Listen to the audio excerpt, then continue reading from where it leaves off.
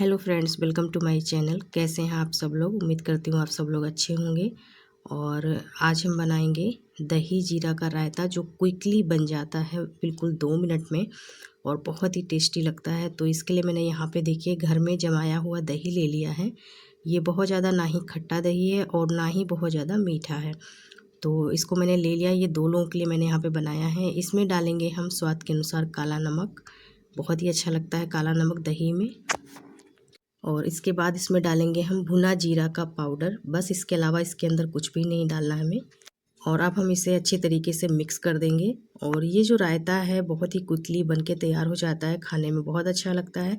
तो इसको आप रोटी पराठे के साथ में सर्व कीजिए, खाने के साथ सर्व कीजिए, बहुत ही टेस्टी लगेगा।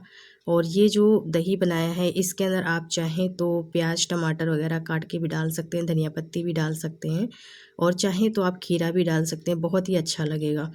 तो फ्रेंड्स, अगर रेसिपी अच्छी लगी हो तो लाइक शेयर कमेंट कीजिएगा और मिलते हैं अगले वीडियो में। Thank you for watching. Bye bye.